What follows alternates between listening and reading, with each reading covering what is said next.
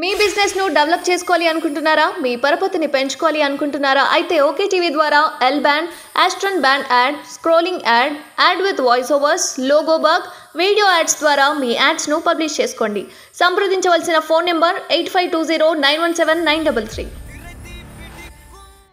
మా కవితక్క నమస్తే అక్క. పాప మా కవితక్క ఎట్లుందో ఏమో బాధ అవుతుంది. నెక్స్ట్, అభిషేక్ మధ్యంతర బెయిల్. భార్యకు అనారోగ్యం కారణంగా చికిత్స చేయించేందుకు పర్మిషన్.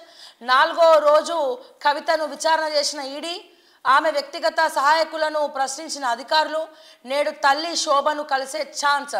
రేపు సుప్రీంలో ఎమ్మెల్సీ పిటిషన్పై విచారణ.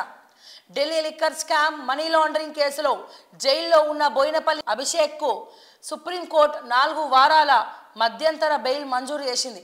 ఆయన భార్య అనారోగ్యంతో ఉండటంతో ఆమెకు చికిత్స చేయించడం కోసం బుధవారం బెయిల్ ఇచ్చింది. హైదరాబాద్లో ట్రీట్మెంట్ చేయించేందుకు పర్మిషన్ ఇచ్చింది. మరోవైపు 4వ రోజు ఎమ్మెల్సీ కవితను ఈడీ అధికారులు విచారణ చేశారు. ఆమె వ్యక్తిగత సహాయకులు రాజేష్, రోహిత్ రావును ప్రశ్నించారు. నాకు అర్థం కాక అడుగుతా, కవితను అరెస్ట్ చేయడం ఏంది? కవితను అరెస్ట్ చేసే టైంకే బోయినపల్లి అభిషేక్ రావు వాళ్ళ భార్యకి ఒంట్లో బాగాలేకపోవడం ఏంది? సో ఏ రకంగా ఒంట్లో బాగాలేదు, ఎందుకు బాగాలేదు? ఆ ఒంట్లో బాగాలేదు అన్న అడ్డు పెట్టుకొని బెయిల్ తీసుకొని బయటికి రావడం ఏంది? ఈ 4 వారాలు అభిషేక్ రావు భార్య ట్రీట్మెంట్ కోసం కృషి చేసుడేంది? ఒకవేళ ఇదంతా నిజమైతే చాలా మంచి విషయం. ఒకవేళ అబద్ధమైతే బయటికి వచ్చి ఏం కార్యాలు వెలగబెడదాం అనుకుంటున్నారు?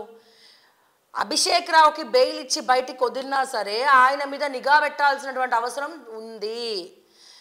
ఎందుకంటే వీళ్ళు తిన్న డబ్బులు ఏడేడ పెట్టిండో, ఆ పత్రాలు ఏందో, ఆ కథ ఏందో, ఆ ప్రూఫ్స్ ఏందో అవన్నీ తేటతెల్లం చేయనిక.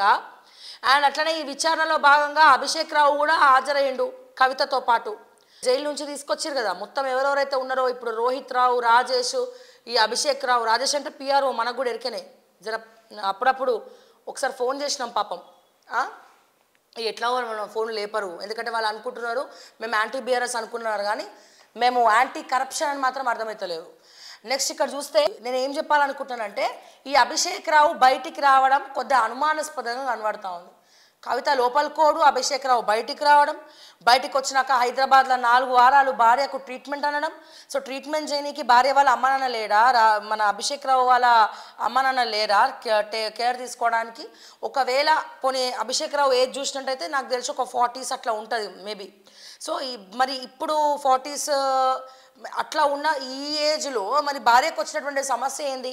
అంత అనారోగ్యం ఏమైంది?